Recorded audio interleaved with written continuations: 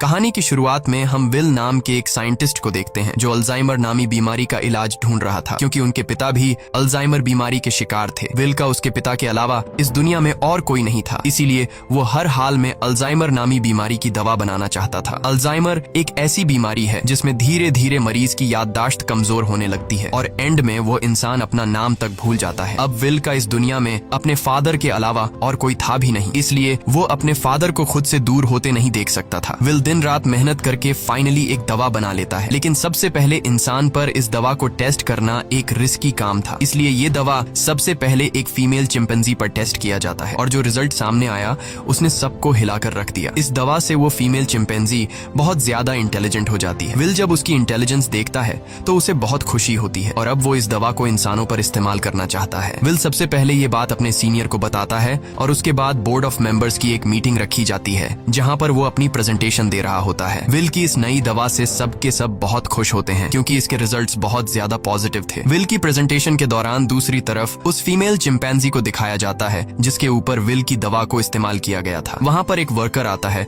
जो उसे वहां से दूसरी जगह शिफ्ट करना चाहता है, लेकिन आज उस चिंपैंजी का नेचर थोड़ा अलग था। वो उस जगह से दूसरी जगह शिफ्ट नहीं होना चाहती थी। जब वर्कर जबरदस्ती करता है तो उस चिंपैंजी को बहुत गुस्सा आता है। वो उस वर्कर का हाथ पकड़ लेती है और उसके बाद वहां से निकलकर चारों तरफ तोड़फोड़ करना शुरू कर देती है। वो काबू से बाहर हो गई और उस जगह पहुंच जाती है जहां पर बोर्ड ऑफ मेंबर्स की मीटिंग चल रही होती है। यहाँ पर विल चाहकर भी उसे कंट्रोल नहीं कर पाता क्योंकि ये चिंपैंजी बहुत ज्यादा गुस्से में होती है, इसलिए इस चिंपैंजी को गोली मारनी पड़ती है जिससे उस चिंपैंजी की मौके पर ही मौत हो गई। इस हादसे के बाद बोर्ड के मेंबर्स ने ये माना कि विल की दवा की वजह से ये चिंपैंजी एग्रेसिव हो गई थी और अब चिंपैंजी की मौत के साथ साथ विल का ये पूरा का पूरा एक्सपेरिमेंट भी पूरी तरह से खत्म हो गया है। बोर्ड के मेंबर्स ने लैब में रखे सारे चिंपैंजी को मारने का हुक्म दिया क्योंकि उन पर भी विल की बनाई हुई दवा का इस्तेमाल किया गया था। हालांकि विल अपने बॉस को कन्विंस करने की कोशिश करता है कि मेरी दवा में कोई प्रॉब्लम नहीं है, लेकिन उसका बॉस साफ साफ मना कर देता है। वो कहता है कि अगर तुम्हारी दवा में प्रॉब्लम नहीं होती तो वो चिंपैंजी इतना ज्यादा अग्रेसिव नहीं होती। विल की 5 सालों की एक्सपेरिमेंट अब जाया हो गई थी। वो अंदर लैब की तरफ जाता है, तभी उसके पास लैब का केयर टेकर आता है और उसे बताता है कि आपकी दवा में कोई भी प्रॉब्लम नहीं है। दरअसल चिंपैंजी आपकी दवा की वजह से अग्रेसिव नहीं हुई थी, बल्कि उसने उसी वक्त एक बच्चे को जन्म दिया था जिस वजह से वो गुस्से में आ गई थी क्योंकि उसे वहां से शिफ्ट किया जा रहा था। और अब विल को पूरी बात समझ में आ जाती है। वो वर्कर उसे कहता है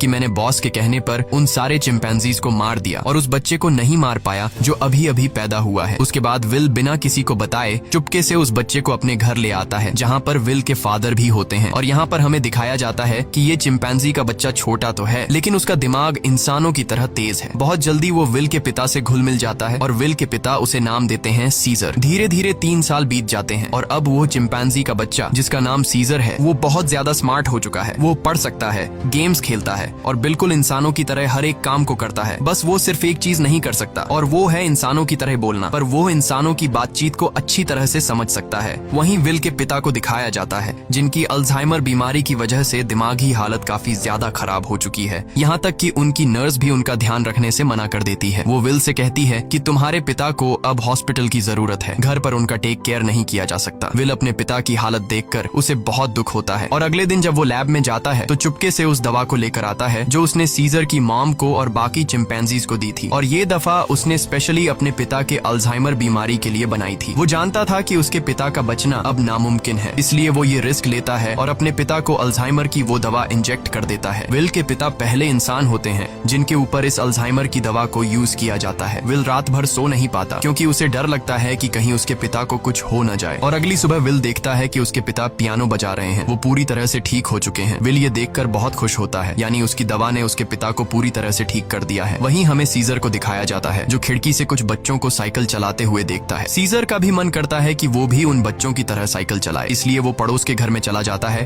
पर इस घर का मालिक बहुत ही खड़ूस इंसान था। वो सीजर को देख लेता है। अब वो सीजर को मारने के लिए बेसबॉल का बैट उठाकर उस पर हमला कर देता है, लेकिन उससे पहले कि वो उसे बुरी तरह से मारता, यहाँ पर विल और उसके पिता सीजर को बचा लेते हैं। विल पड़ोसी को समझाने की कोशिश करता है कि ये सिर्फ खेलने की कोशिश कर रहा था, इससे तुम्हें कोई खतरा नहीं है। पड़ोसी कहता है कि ये मेरे बच्चों को नुकसान पहुंचा सकता है और अगर ये बंदर का बच्चा दोबारा यहाँ पर आया तो मैं इसे मार दूंगा। यहाँ पर सीजर के पैर पर चोट लग गई होती है, इसलिए विल उसे डॉक्टर कैरोलिन के पास ले जाता है और जब कैरोलिन उसका इलाज करती है तो उसे पता चलता है कि ये बहुत ज्यादा इंटेलिजेंट है क्योंकि सीजर विल से इशारों में बात कर रहा होता है। जल्द जल्द ही विल और डॉक्टर कैरोलिन की आपस में दोस्ती हो जाती है। कैरोलिन को सीजर बहुत पसंद आ जाता है, इसलिए वो विल के घर आना शुरू कर देती है, जहाँ उसे पता चलता है कि सीजर हमेशा घर पर रहता है, उसे बाहर नहीं ले जाया जाता, इसीलिए सीजर हमेशा खिड़की से बाहर देखता रहता है। कैरोलिन विल से कहती है कि हमें उसे बाहर ले जाना चाहिए। विल को ये आइडिया पसंद आया और अगले दिन विल और कैरोलिन सीजर को पास के एक जंगल में ले गए, जिसका नाम रेडवुड है। वह खूबसूरत जंगल सीजर के लिए किसी जन्नत से कम नहीं था। सीजर को ये जगह बहुत पसंद आई और इसी तरह से 2 साल और बीत जाते हैं। अब विल और कैरोलिन एक दूसरे के साथ रिलेशनशिप में आ चुके हैं। सीजर भी अब बड़ा हो चुका है और ये लोग हमेशा उस जंगल में आते। एक दिन जब ये लोग रेडवुड जंगल में होते हैं तो वहाँ एक फैमिली आती है जिनके पास एक डॉग होता है जिसके गले में पट्टा बांधा गया होता है। वह डॉग सीजर पर भौंकने लग जाता है, जिसे देखकर सीजर बहुत ज्यादा मायूस हो जाता है। सीजर इसलिए मायूस नहीं होता कि डॉग ने उस पर भौंका, बल्कि वो डॉग के गले में पट्टा देख लेता है और पट्टा तो उसके गले में भी विल ने बांधा था। वो विल से इशारे में पूछता है, क्या मैं तुम्हारा कोई पालतू जानवर हूँ? जिस पर विल जवाब देता है, नहीं, तुम पालतू नहीं हो, तुम मेरे बेटे हो। पर सीजर अब समझदार हो चुका था। वो अपने बारे में जानना चाहता था कि वो कौन है और कहाँ से आया है, इसलिए विल सीजर को अपनी लैब के बाहर ले जाता है और बताता है कि तुम्हारी मॉम यहाँ पर थी, हमने उसके ऊपर एक दवा का इस्तेमाल किया था और उसी दवा की वजह से आज तुम इतने ज्यादा इंटेलिजेंट हो। अब सीजर को अपने बारे में सब कुछ पता चल चुका है। इसके बाद ये लोग घर आते हैं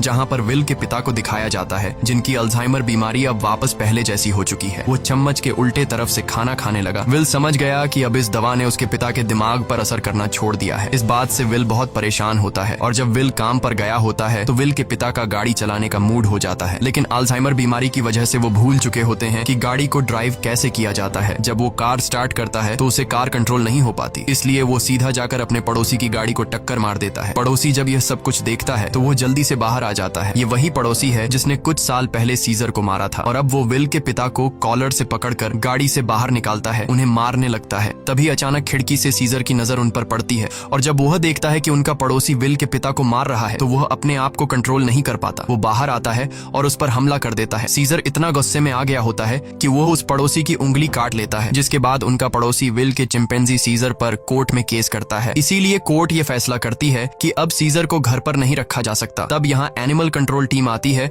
और वो सीजर को उस जगह ले जाते हैं जहाँ पर और भी चिंपैंजीज रहते हैं। सीजर को लगा कि वो यहाँ घूमने के लिए आया है, इसलिए वो एक्टिविटी हॉल को देखकर खुश था, लेकिन उसे पता नहीं था कि अब वो यहाँ हमेशा के लिए कैद रहने वाला है। सीजर जब विल को यहाँ से जाते देखता है तो वो उसके पास दौड़कर आता है, लेकिन अब सीजर उस जगह में कैद हो चुका था। सीजर विल के पास आया और शीशे के दूसरी ओर से इशारे करने लगा कि मुझे भी अपने साथ ले चलो, लेकिन विल मजबूर है और वो कहता है कि तुम्हें अब यहीं पर रहना होगा। इस बात से सीजर को बहुत दुख होता है और विल उसे यहीं पर छोड़कर चला जाता है। दूसरी तरफ विल के पिता को दिखाया जाता है, जो एक बार फिर पूरी तरह से अल्जाइमर के शिकार हो चुके हैं और विल अब पहले से भी ज्यादा स्ट्रॉन्ग दवा बनाएगा ताकि वह अपने पिता की बीमारी को हमेशा के लिए ठीक कर दे। विल यह बात अपने बॉस को बताता है कि वह दवा जो मैंने पहले बनाई थी मैंने अपने पिता के ऊपर इस्तेमाल की थी। वो पूरी तरह से ठीक हो गए थे, लेकिन ज्यादा वक्त तक नहीं। अब वो दोबारा से कमजोर हो रहे हैं, इसलिए अब मैं पहले से भी ज्यादा स्ट्रॉन्ग दवा बनाना चाहता हूँ। उसका बॉस उसे इजाजत दे देता है। दूसरी तरफ सीजर को दिखाया जाता है, जो बहुत ही ज्यादा उदास था। उसे उम्मीद थी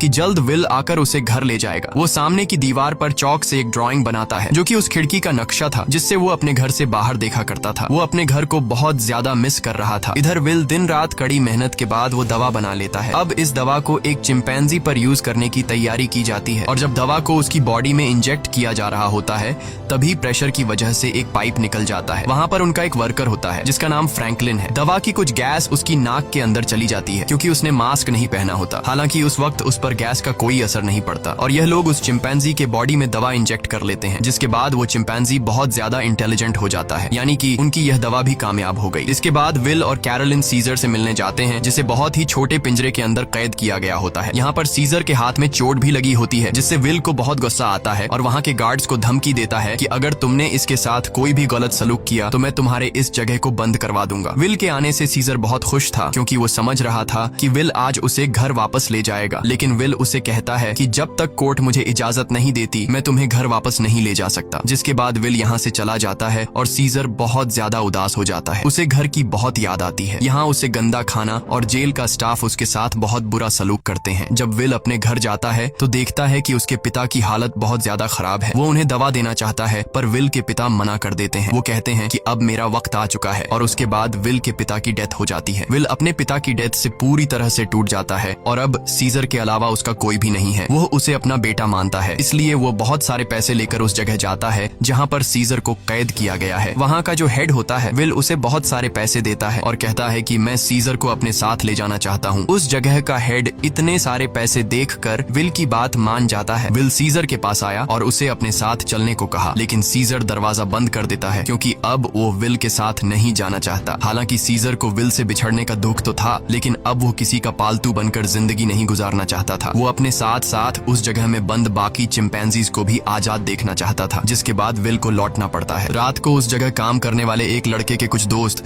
यहाँ पर चिंपैंजीज को देखने के लिए आते हैं और जब इनमें से एक लड़का सीजर के पास आता है तो सीजर उसे पकड़कर अपनी तरफ खींचता है और उसकी जेब से चाकू निकाल लेता है। उस चाकू से सीजर रात को अपने सेल का गेट खोल लेता है। उसके बाद वो सेल से निकलकर चुपके से छत के रास्ते से होते हुए सीधा विल के घर पहुंच जाता है, जहां पर उसे वो नई दवा मिल जाती है जो विल ने अल्जाइमर के नए पेशेंट्स के लिए बनाई थी। और अब इस दवा को लेकर वापस वो उसी जगह आ जाता है जहां पर बाकी चिंपैंजीज को कैद किया गया है और वहां पर उस दवा को खोल देता है, जिससे सारी की सारी गैस चिंपैंजीज इनहेल कर लेते हैं। जिसके बाद सबके सब चिंपैंजीज सीजर की तरह इंटेलिजेंट हो जाते हैं। उनके अंदर सोचने समझने की शक्ति आ जाती है और सीजर का पहला मिशन भी यही था कि सब चिंपैंजीज मेरी तरह इंटेलिजेंट हो जाएं, तभी हम सब इस जगह से भाग पाएंगे। और वो ऐसा करने में कामयाब हो गया। लेकिन दूसरी तरफ फ्रैंकलिन, जिसका गलती से वो गैस नाक के जरिए अंदर चली गई थी, उसकी डेथ हो जाती है। इसका मतलब ये है कि यह दवा सिर्फ चिंपैंजीज पर असर करती है और इंसानों को यह दवा मार देती है। वहीं सीजर को दिखाया जाता है जो अब बाकी चिंपैंजीज के साथ उस जगह से भागना चाहता है, लेकिन तभी वहाँ का एक वर्कर जो सब चिंपैंजीज को बहुत टॉर्चर किया करता था वो आ जाता है और जब वो अपनी करंट वाली स्टिक से उन्हें करंट लगाने की कोशिश करता है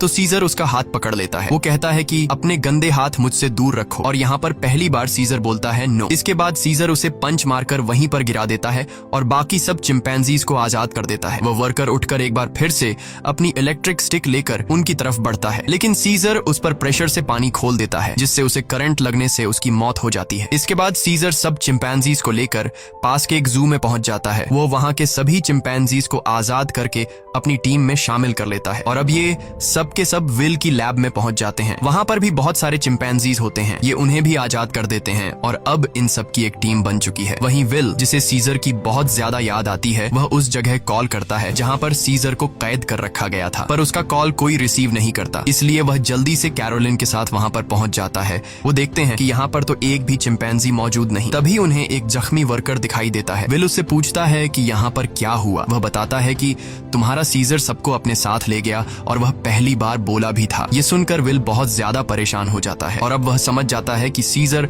अपने सभी साथियों के साथ रेडवुड जा रहा है, जहाँ पर बचपन में उसे ले जाया करता था। सीजर शहर के रास्ते से अपने साथियों के साथ आगे की तरफ बढ़ रहा होता है। रास्ते में एक ब्रिज आता है जहाँ पर पुलिस उनका रास्ता रोक लेती है और इसके बाद चिंपैंजीज और पुलिस के बीच में एक बहुत बड़ी फाइट होती है। हालांकि सीजर का मकसद इंसानों को चोट पहुंचाना नहीं था, बल्कि अपने चिंपैंजी भाइयों को आजाद करके उन्हें रेडवुड जंगल तक पहुंचाना था। उनके ऊपर हेलीकॉप्टर से हमला किया जाता है और जब सीजर को नुकसान पहुंचने वाला होता है तो तभी वहां पर एक गोरिल्ला हेलीकॉप्टर के ऊपर कूद जाता है और हेलीकॉप्टर को क्रैश कर देता है, जिससे उसकी जान चली जाती है। और तभी वहां पर कोबा नामी चिंपैंजी आता है। कोबा वही चिंपैंजी है जिसकी बॉडी पर लैब में एक्सपेरिमेंट किया गया था, जो उस आदमी को मार देता है जो हेलीकॉप्टर से उन पर गोलियां चला रहा था। यहाँ जब एक गोरिल्ला पुलिस वाले को चीरने वाला था तब सीजर उसे रोक लेता है, क्योंकि सीजर पुलिस वालों को रोकना चाहता था, उन्हें मारना नहीं। अब ये सब के सब ब्रिज को क्रॉस कर रेडवुड पार्क पहुंच जाते हैं, जहाँ पर विल भी कुछ देर में पहुंच जाता है। वो सीजर को आवाजें देने लगता है। इस दौरान एक दूसरा चिंपैंजी विल पर हमला करने वाला होता है कि तभी सीजर उसे रोकता है। विल सीजर से कहता है कि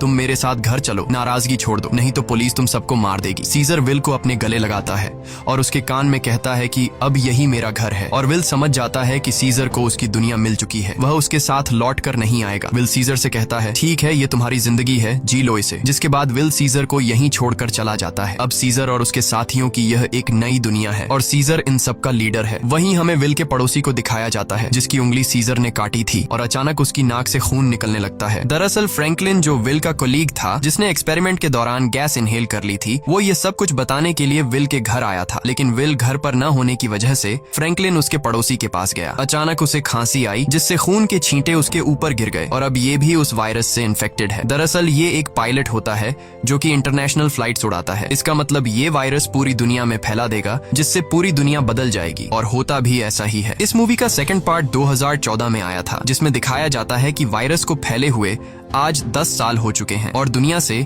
इंसानों की बहुत बड़ी आबादी खत्म हो चुकी है। जहां एक तरफ इंसानों की आबादी कम हो रही थी, दूसरी तरफ चिंपैंजीज की जनरेशन बढ़ती जा रही थी। ये सभी उस जंगल में पूरी तरह से फैल चुके थे और वो सभी अब पहले से भी ज्यादा स्ट्रांग हो चुके थे। यहाँ हमें सीजर को दिखाया जाता है। वो अब भी सभी चिंपैंजीज का लीडर है और इस जंगल में सीजर का ही राज चलता है। इस जंगल में अब इंसानों का आना मना है। सीजर का अब एक बेटा हो चुका है जिसका नाम ब्लू आई है। एक दिन सीजर का बेटा जब अपने दोस्त के साथ जंगल में घूम रहा होता है, तभी उनके सामने एक इंसान आ जाता है जो जंगल में अपनी टीम के साथ हाइड्रो इलेक्ट्रिक डैम देख रहा होता है ताकि पूरे शहर को इलेक्ट्रिसिटी दोबारा से दी जा सके और ये डैम चिंपैंजीज के इलाके में है। अब वो आदमी जब सीजर के बेटे ब्लू आई और उसके दोस्त को देखता है तो वो बहुत ज्यादा डर जाता है और अपनी गन निकाल लेता है। सीजर का बेटा भी घुर्राने लगता है। वो आदमी डर कर गोली चला देता है जिससे सीजर के बेटे का दोस्त घायल हो जाता है। गोली की आवाज सुनकर सभी चिंपैंजीज यहाँ पर आ जाते हैं। साथ ही जिस आदमी ने गोली चलाई होती है उसके साथी भी आ जाते हैं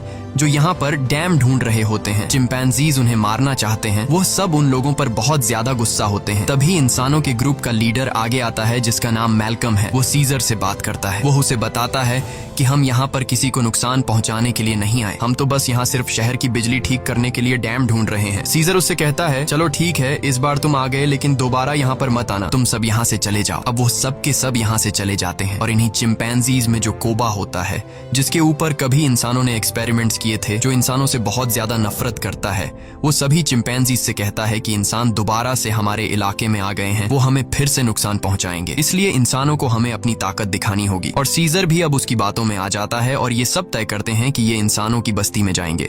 और अब सीजर अपने घोड़े पर बैठकर सबके आगे होता है। उसके साथ सभी चिंपैंजीज इंसानों के इलाके में जाते हैं। यहाँ पर दिखाया जाता है कि जो पहले रोशनियों से चमकने वाला एक खूबसूरत शहर हुआ करता था, अब वो पूरी तरह से वीरान हो चुका है। यहाँ पर टेक्नोलॉजी और बहुत सारी चीजें अब पूरी तरह से खत्म हो चुकी हैं। सीजर अपनी पूरी सेना को लेकर इंसानों के इलाके में पहुंच जाता है, जहां पर मैल्कम एक बार फिर से सीजर के सामने आता है और वो सीजर से कहता है कि हम तुमसे माफी मांग चुके हैं। सीजर कहता है कि आज के बाद अगर हमारे इलाके में कोई भी आया तो हम उसे मार देंगे। हम युद्ध नहीं चाहते, लेकिन अगर इंसानों ने दोबारा हमारे इलाके में आने की कोशिश की तो हम किसी को नहीं छोड़ेंगे। यहाँ पर कोबा भी होता है। कोबा चाहता है कि वो इंसानों से युद्ध लड़े, लेकिन सीजर इंसानों को वार्निंग देकर यहाँ से पूरी सेना के साथ निकल जाता है। वही मैल्कम को दिखाया जाता है जो बहुत ज्यादा परेशान होता है क्योंकि जिस जगह में ये लोग रह रहे थे वहां पर बिजली नहीं थी और उनका पावर प्लांट खास उसी जगह में था जहां पर चिंपैंजीज का इलाका था। वहां पर जाना मतलब अपनी मौत को दावत देना है, लेकिन सारी जिंदगी ये लोग बिना इलेक्ट्रिसिटी के तो नहीं रह सकते थे, इसलिए उन्हें हर हाल में वहां पर जाकर बिजली ठीक करनी थी। मैल्कम अपने सीनियर से कहता है कि हमें एक बार सीजर से बात करके देखना चाहिए, क्या पता वो हमारी तकलीफ को समझ ले। जिसके बाद मैल्कम अपनी फैमिली और एक ग्रुप लेकर वहां जंगल के बाहर पहुंच जाता है। मैल्कम जब सीजर को अपनी सारी सिचुएशन बताता है तो सीजर समझ जाता है क्योंकि वो इंसानों के साथ रह चुका है। उसे पता है कि इलेक्ट्रिसिटी का मतलब क्या है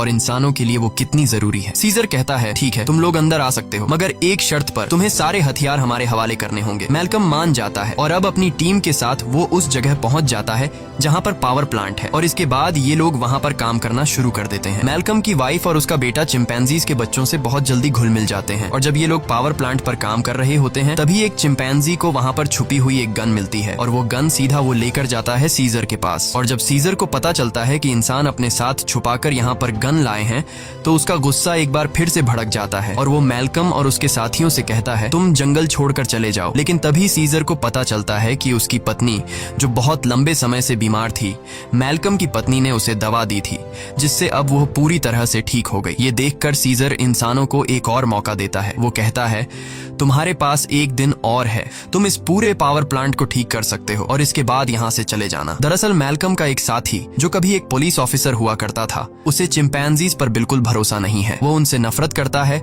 और वो यहाँ पर गन्स लेकर आया होता है। उनके पास और भी गन्स होते हैं और जब ये लोग गन्स एक दूसरे को पास कर रहे होते हैं तो ऊपर से कोबा देख लेता है। कोबा गुस्से से लाल हो जाता है कि ये इंसान तो बिल्कुल भी भरोसे के लायक नहीं है और कोबा इंसानों से बहुत ज्यादा नफरत करता है और वो जल्दी से सीजर के पास जाता है। वो उसे बताता है कि इंसानों के पास और भी हथियार हैं, इंसान भरोसे के लायक नहीं है, तुम्हें उन्हें हमारे इलाके से निकालना होगा। जिस पर सीजर उसे सब्र रखने को कहता है। इस बात से कोबा को गुस्सा आता है। वो कहता है, तुम्हें अपने साथियों की बिल्कुल भी परवाह नहीं है, तुम इंसानों से प्यार करते हो क्योंकि तुम भी उन्हीं में से एक हो। और अब सीजर को इस बात पर गुस्सा आता है और वो कोबा पर हमला कर देता है। सीजर उसे बहुत बुरी तरह से घायल कर देता है। कोबा अब बदले की आग में जलने लगा। वो यहाँ से सीधा उस जगह जाता है जहाँ पर इंसान और उनके हथियार हैं। वो वहाँ से इंसानों के हथियार लेता है और बहुत सारे इंसानों को मार देता है। और उन्हें मारने के बाद वापस वो अपने इलाके में आता है जहाँ पर वो अपने ही चिंपैंजीज के कई घरों को आग लगा देता है। और जब मौका देखता है कि सीजर बिल्कुल अकेला है, उसके पास कोई भी नहीं है, तो वो चुपके से सीजर को भी गोली मार देता है। सीजर वहीं झाड़ियों में गिर जाता है। इसके बाद कोबा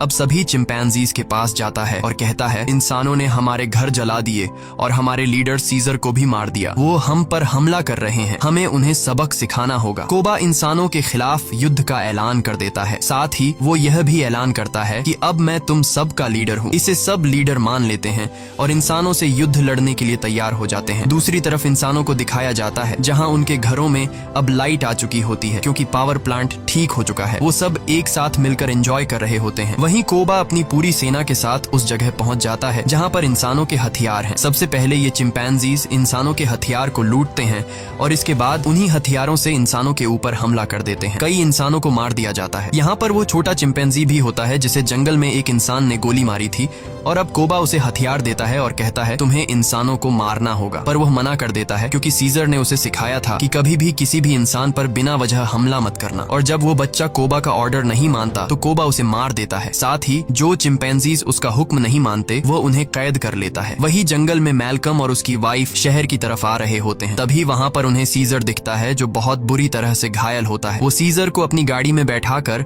अपने घर ले आते हैं। वो उसका ट्रीटमेंट करते हैं और सीजर का अच्छी तरह से ख्याल रखते हैं जिससे सीजर की जान में दोबारा जान आ जाती है। सीजर के होश में आने के बाद वो उन्हें बताता है कि मेरे पर हमला मेरे साथी ने किया है जिसका नाम है कोबा। मैल्कम को भी यहाँ पर पूरी बात समझ में आ जाती है। सीजर पूरी तरह से ठीक नहीं था, इसीलिए उसे पूरी तरह से रिकवर करने के लिए मैल्कम मेडिसिन लाने के लिए स्टोर पर जाता है और तभी उसके सामने सीजर का बेटा आ जाता है जिसके हाथ में गन होती है। वो मैल्कम को शूट करने वाला होता है कि मैल्कम उसे बता देता है, तुम्हारे पिता सीजर अब भी जिंदा हैं, वो हमारे पास हैं और उन्हें और किसी ने नहीं बल्कि कोबा ने शूट किया है। इसके बाद मैल्कम सीजर के बेटे को अपने घर ले आता है। वो अपने पिता को जिंदा देखकर बहुत खुश हो जाता है, जहाँ पर सीजर का बेटा सीजर को बताता है कि किस तरह से कोबा ने अपने आप को लीडर बनाया और उसने बाहर की दुनिया में मासूम लोगों की जान ली। सीजर के बेटे को भी अब पता चल चुका है कि उसके पिता सीजर पर और किसी ने नहीं बल्कि कोबा ने गोली चलाई थी। इसीलिए अब वह वापस उसी जगह जाता है जहाँ पर कोबा ने इंसानों को और बहुत सारे चिंपैंजीज को बंदी बनाकर रखा है। सीजर का बेटा सबको आजाद कर देता है। मैल्कम भी उनका साथ देता है और वो उन सबको टावर के अंदर ले आता है जहाँ पर उसकी मुलाकात वही पुलिस ऑफिसर से होती है। वह ऑफिसर मैल्कम को बताता है कि इलेक्ट्रिसिटी आने के बाद मैंने रेडियो से आर्मी के साथ कांटेक्ट कर लिया है और बहुत जल्द बहुत बड़ी आर्मी की सेना यहाँ पर आने वाली है जो सभी चिंपैंजीज का खात्मा कर देगी। साथ ही वह यह भी बताता है कि मैंने टावर के ऊपर बहुत सारे बॉम्ब्स को फिट कर दिया है ताकि जब चिंपैंजीज टावर के ऊपर चढ़ेंगे तो मैं बॉम्ब को ब्लास्ट करके उन सब चिंपैंजीज को मार दूंगा। हालांकि इसमें उसकी खुद भी जान चली जाएगी। उसके हाथ में रिमोट कंट्रोल होता है और अब ये देखने के बाद मैल्कम और सभी इंसान वहाँ से भागना शुरू कर देते हैं। वहीं सीजर को दिखाया जाता है जो अब यहाँ पर पहुंच चुका है। उसका सामना कोबा से होता है और कोबा और उसके बीच फाइट शुरू हो जाती है। सीजर को जिंदा देखकर बाकी चिंपैंजीज भी कोबा की गद्दारी को जान चुके हैं। वहीं हमें उस पुलिस ऑफिसर को दिखाया जाता है जो टाउन के एक हिस्से को बॉम्ब से ब्लास्ट कर देता है जिसमें कई सारे चिंपैंजीज मारे जाते हैं, लेकिन कोबा, सीजर और उसके कई साथी अब भी जिंदा हैं। जब कोबा देखता है कि बहुत सारे चिंपैंजीज वापस सीजर को सपोर्ट करने लगे हैं तो वह उन सब पर गोलियां चलाना शुरू कर देता है। तभी सीजर काफी ऊंचाई से कोबा पर हमला कर देता है और उसे बिल्डिंग से नीचे धकेल देता है। कोबा लोहे की रॉड से लटक जाता है। अब वह सीजर से कहता है, प्लीज मुझे बचा लो, जिसके बाद सीजर उसका हाथ पकड़ लेता है, लेकिन कोबा ने जो किया है उसे माफ नहीं किया जा सकता। इसीलिए सीजर उसका हाथ छोड़कर उसे नीचे गिरा देता है जिससे उसकी मौत हो जाती है। और अब मैल्कम और सीजर एक दूसरे के सामने होते हैं। ये दोनों एक दूसरे से हाथ मिलाते हैं, यानी कि यह दोनों अब अच्छे दोस्त हैं, जैसे कभी सीजर विल का हुआ करता था। मैल्कम सीजर को बताता है कि बहुत जल्दी यहाँ पर आर्मी आने वाली है, तुम सबको यहाँ से निकलना होगा ताकि इस जंग को रोका जा सके। सीजर कहता है कि अब इंसानों और चिंपैंजीज के बीच जो वॉर है उसे कभी खत्म नहीं किया जा सकता। इसी के साथ यह कहानी खत्म हो जाती है। अगर वीडियो आपको अच्छी लगी हो तो हमारे चैनल को सब्सक्राइब और वीडियो को लाइक जरूर कीजिएगा।